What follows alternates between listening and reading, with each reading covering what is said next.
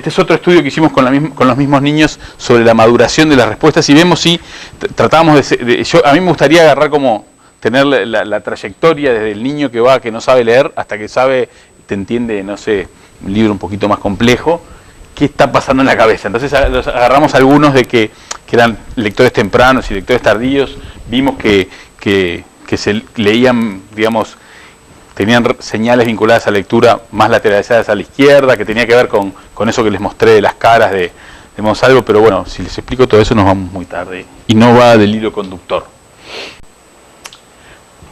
Es obvio que la decodificación no es todo y quizás para ninguno de nosotros es importante en el sentido de para nuestras vidas. Vos ves una palabra y la lees enseguida porque la viste otra vez y no tenés que irla.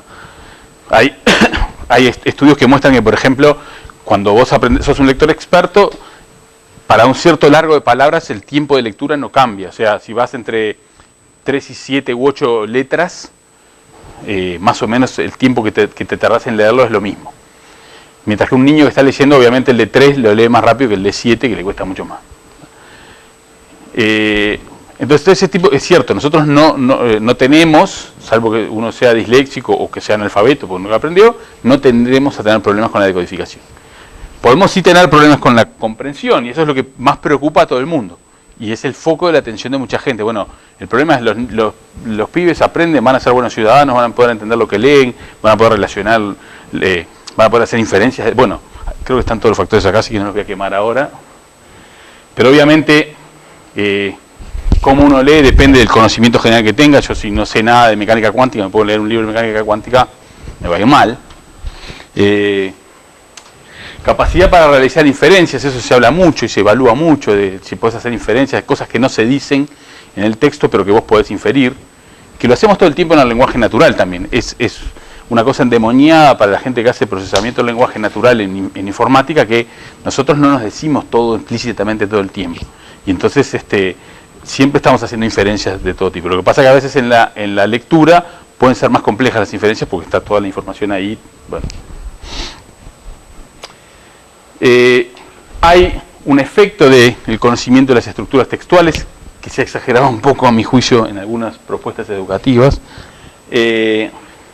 Hay la capacidad de monitorear la comprensión, de uno decir, bueno, estoy entendiendo o no estoy entendiendo, y eso es una cosa muy importante que hay que incluso desarrollar a niveles superiores. Si uno está en la universidad, tenés que darte cuenta de si estás entendiendo o no estás entendiendo lo que estás leyendo, de un texto que puede ser complejo y capaz lo lees así y seguís para adelante. Y eso pasa mucho con los estudiantes universitarios y no porque no sepan leer. Creo que son cosas que se van desarrollando y que incluso hasta pueden depender de la disciplina que uno quiere estudiar. O sea, cómo comprendo esto y cómo me doy cuenta de que estoy aprendiendo. Pero es importante para comprender. Bueno, una cosa muy importante es el vocabulario. Yo quiero hacer, pero todavía no lo pude, pero en la universidad hace pruebas de ingreso de comprensión lectora ahora.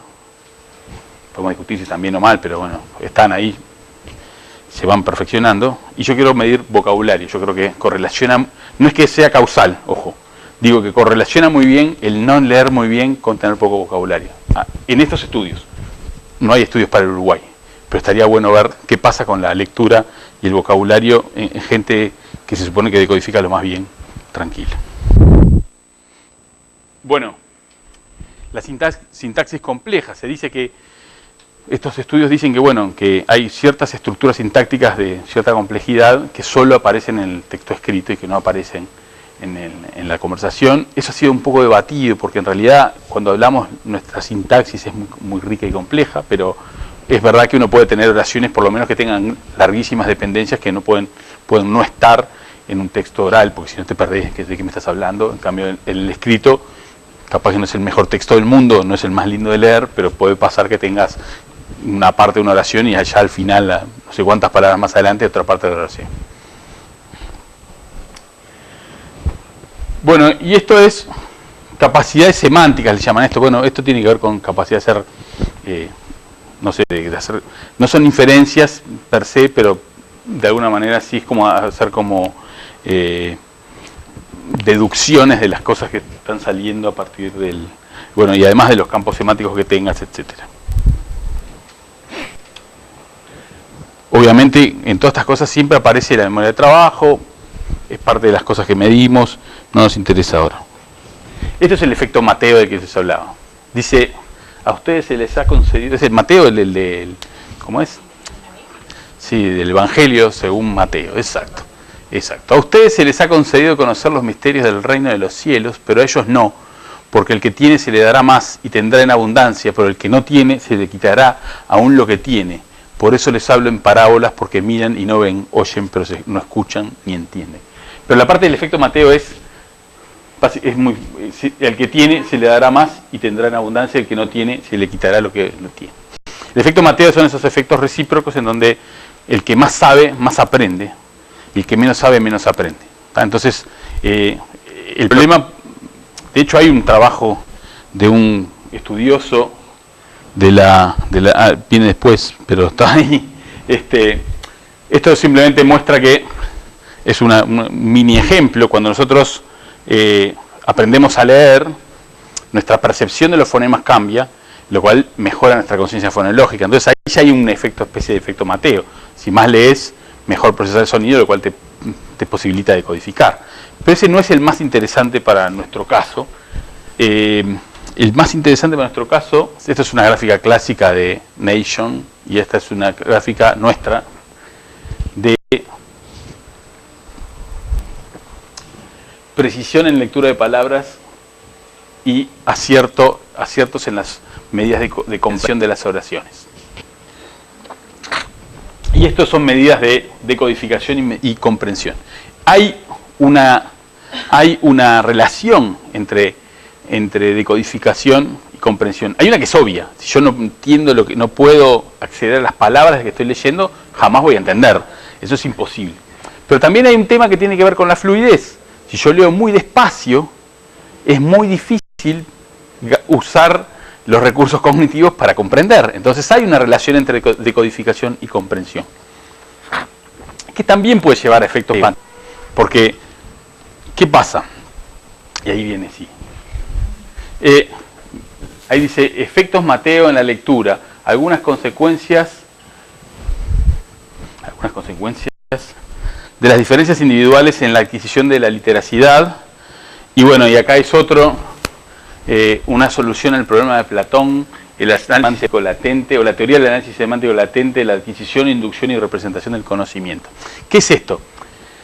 En esos dos trabajos que no tienen casi nada que ver, se muestran ejemplos claros, igual, de cómo muchas de las cosas que aprendemos, las aprendemos a través de la lectura.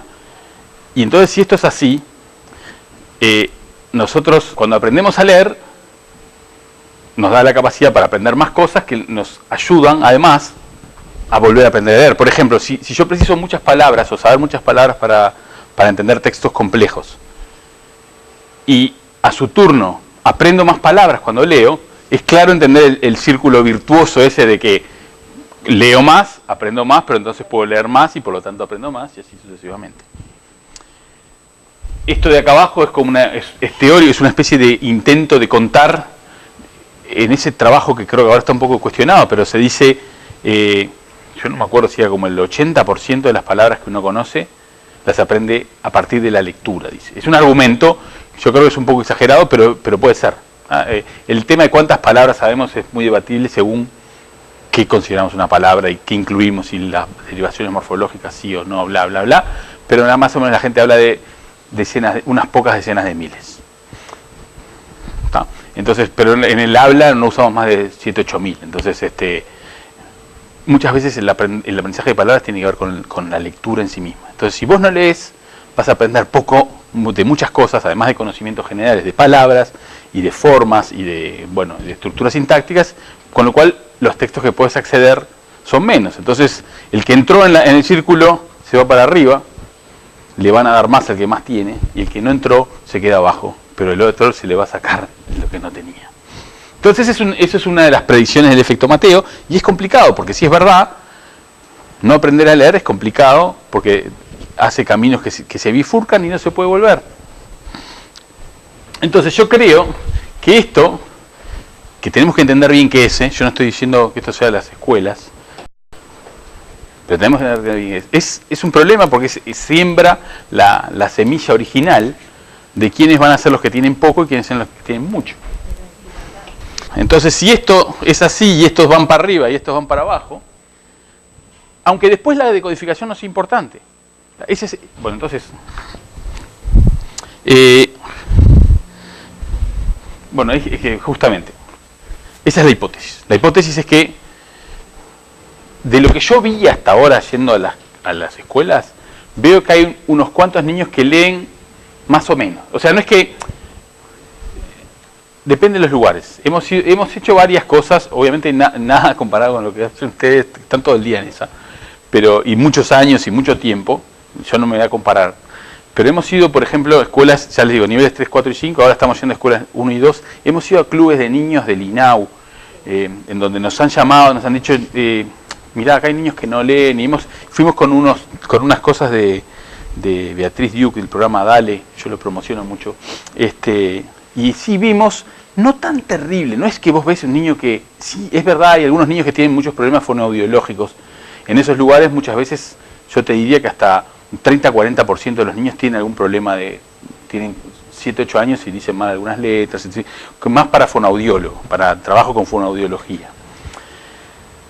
Y hay unos cuantos que, bueno, eso obviamente les trae problemas en la lectura porque tienen algunos problemas ahí. Y después hay algunos niños que repiten y bueno, no tienen ningún problema en realidad, pero bueno, van un poco más atrás. Y si los empezás a acumular, son unos cuantos, ¿no? No son la mayoría, son unos cuantos. Quizás esto es una medida mentirosa, quizás esto no está tan mal. Porque si vos, estos son casi lo mismo que esto. Entonces, capaz que los que hay que preocuparse son estos de acá abajo. Pero esos pueden ser un 10-15% de la población. Y es un número interesantemente alto, preocupantemente alto. Los otros realmente van a leer muy bien, pero de última tienen una chance más grande. Estos arrancan muy atrás. Entonces esa es la hipótesis, de que los estamos haciendo arrancar muy atrás. Porque quizás no le estamos enseñando como le tenemos que enseñar a esa población. Quizás hay que buscar qué es lo que precisa esa población para aprender a leer. ¿Qué estamos haciendo nosotros? Y termino. Con toda esta gente que está acá, este es el grupo francés de AEN y esa gente, estos son unos argentinos amigos, estamos tratando de hacer un proyecto en donde juntamos herramientas digitales que hemos ido, ahora les cuento esto más, pero esta gente inventó el programa Mate Marote, hay muchas cosas que hay que cambiarle, pero bueno, tiene que ver más bien con la función ejecutiva, la memoria de trabajo, el control inhibitorio, bla, bla, bla. Y esta gente inventó este juego que se llama Kalulu, que es para enseñar algunos aspectos básicos de alfabetización inicial y de matemática, en donde Kalulu es una liebre, en suajili es el nombre de liebre. Esto era para llevarlo en un concurso de cómo hacer enseñanza basada en tablets en lugares africanos con poco acceso, y entonces se presentaron al concurso, es un grupo muy importante, no ganó el concurso, pero bueno, hicieron el juego, entonces nosotros lo trajimos a Uruguay. Y estamos tratando de llevarlo a ver si esto sirve para algo en alguna de las escuelas. A ver si los niños... Hay una queja, el Consejo de Educación Inicial y Primaria, a veces, bueno, nos critica porque nosotros a veces nos enfocamos mucho en lo fonológico, todas esas cosas no está muy bien visto. Entonces, pero nosotros lo que les decimos es que esta parte, justamente que el poder hacer esto versión tablet, versión juego digital, ayuda a que estos aspectos que quizás se les pide a los maestros que no lo trabajen porque pueden ser, no sé muy bien por qué, pero bueno, que sí lo puedan trabajar de una manera lúdica, y quizás sin robar el tiempo pedagógico para otras actividades. Eso es lo que estamos tratando de mostrar si funciona. No sabemos si funciona. Y no sabemos si... ir a esas escuelas me lleva a mí a dudar a veces de toda mi hipótesis y todo. Yo no creo... Mañana, el año que viene me llaman de vuelta y digo, no, era todo mentira, es distinto. Realmente creo... Digo, tampoco esto es falsa modestia. Yo sí... En la del UNESCO estaba mucho más convencido que hoy, por ejemplo. Porque fui a las escuelas estas y veo que, bueno, que estos pibes, que son de nivel sociocultural 1 y 2, las escuelas, los pibes no sabemos, estaban bien. No todos, vamos a ir viendo, después les digo más, pero me encontré con una muestra de niños, de maestras que les hacen laburar y los pibes leen y estaban re contentos y escriben, yo qué sé. No sé si tengo razón, no me crean mucho, no es importante que me crean mucho. Digo, esta es la línea de pensamiento por la que voy Y digo, bueno, siempre preocupado de por qué los perdemos en algún lado y dejan de realmente de leer o de entender. Y miren que pasa en muchos niveles, pasa en muchas clases sociales. Vos lo ves, el docente universitario es llorón y quejoso por naturaleza, siempre dice que la generación que vino es peor que la anterior, desde los tiempos inmemoriales. Ahora deberíamos ser, no sé, monos si fuera así, porque es mentira, ¿no? No puede ser que siempre vengan peor, es una cosa que, pero bueno, eso es lo que, no, estos tipos no saben nada, no entienden nada, pero sí uno nota que, por ejemplo, la típica del examen, ¿qué quiere decir adyacente? Profe, ¿qué quiere decir adyacente?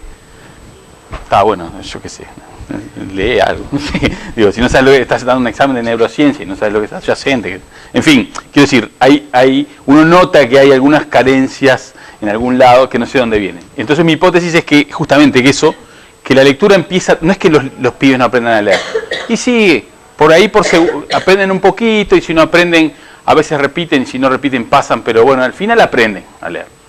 Pero no es una práctica que después se haya incorporado como una cosa habitual. Entonces la lectura no es una cosa que sea ni disfrutable ni muy útil. Llegás a sexto de escuela y podés leer apenas unos pocos textos, y después te viene al liceo, yo qué sé. Difícil llegues a leer el Ulises de Joyce cuando estás en segundo grado, o a Foucault cuando lo mandan a leer en la Facultad de Psicología, a Foucault en primer año. Sí, es complejo, entonces tenés que tener un montón de herramientas para poder, y de habilidades para poder entender esos textos, son muy complejos, y creo que no los estamos preparando para eso, esa es la hipótesis. Y se nota, por ejemplo, en el vocabulario, no es que sea el vocabulario en sí mismo la causa, sino es como un marcador de ese problema. Bueno, de acá de vuelta, yo soy el club de fans de Beatriz Duke. Beatriz Duke es una maestra argentina, es licenciada en educación y después hizo un doctorado en temas justamente de enseñanza de la lectura, y desarrolló su método que se llama Derecho a Leer y Escribir, y es un método 1 a 1 de remediación, que tiene la idea de, bueno, agarrás un pibe de tercero de escuela, un niño de tercero de escuela que se está quedando y no está leyendo, trabajas con él y lo haces progresar. Sí, todo esto es free. Y ella viene encantada si la traemos. De hecho estamos tratando de ver si hacemos algo en conjunto desde hace un tiempo. Pero bueno, es una propuesta, obviamente no es una propuesta pedagógica para la clase, es una cosa 1 a 1. Y de hecho, Beatriz Duke estuvo ahora abriendo el curso de Psicología Cognitiva, y estaba Wilson Neto, y entonces Wilson Neto le pregunta, pero ¿y cómo sabes que es lo que vos haces con tu método es por el método y no porque tenés una relación 1 a 1 con el niño? Y sí, es verdad, porque esto no tiene controles suficientes. Es difícil que en una cosa de estas uno haga un control como un médico. Bueno, acá te voy a enseñar lo que yo pienso que hay que enseñar, y acá te voy a poner uno que te va a enseñar horrible. No puedes hacer eso. Entonces, como no puedes hacer eso, no hay controles, entonces siempre está abierta esa cuestión de, ¿realmente es porque es el método en sí mismo o es meramente por darle atención a un niño y el vínculo, etcétera? Y las dos cosas las dos cosas tienen que pesar, capaz que una pesa muchísimo más que otra, es decir, capaz que es todo vínculo, entonces la parte metodológica no es tan importante, pero bueno, es algo que se está discutiendo y que es parte del tema.